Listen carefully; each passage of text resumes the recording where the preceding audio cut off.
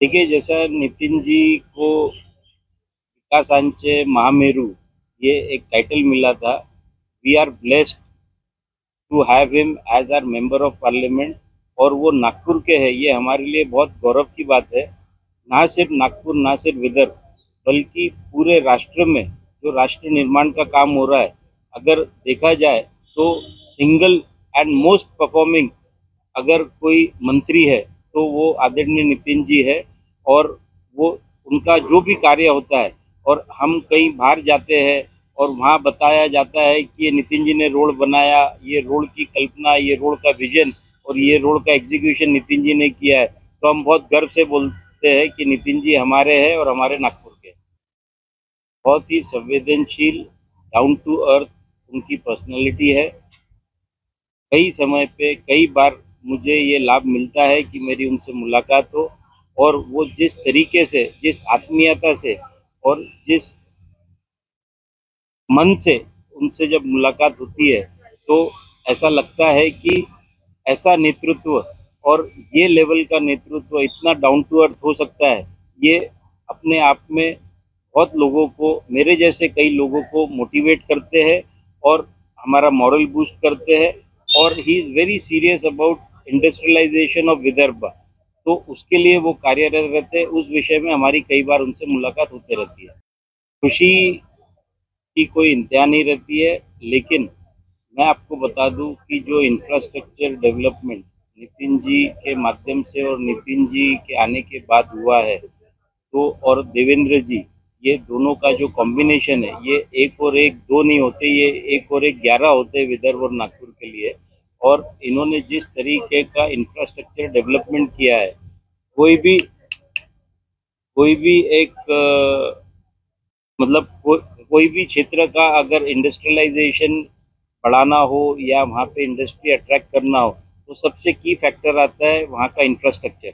अगर infrastructure apt हो और व्यवस्थित हो, तो इंडस्ट्री अट्रैक्ट होती है। फिर बाद में लॉ एंड ऑर्डर और लेबर और ये सब फैक्टर जाते हैं।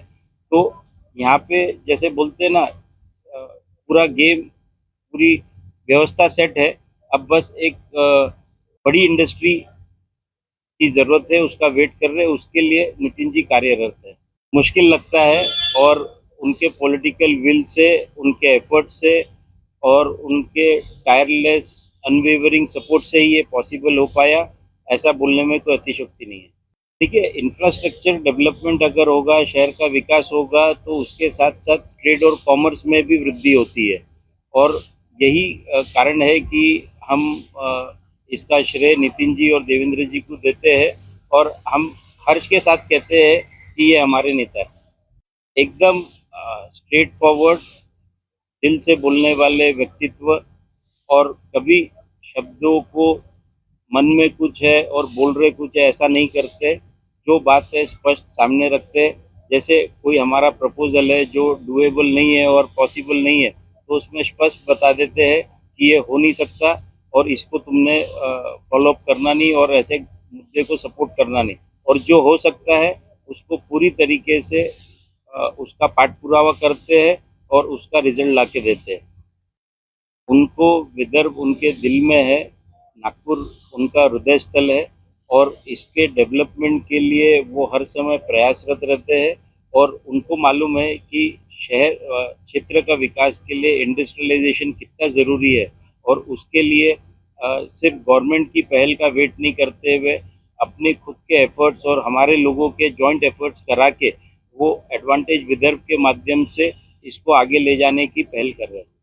नितिन जी को मैसेज देने के लिए मैं इतना ही कह सकता हूँ कि नितिन जी, आपके कार्य को और अ, आपकी सिंप्लिसिटी को सैल्यूट है।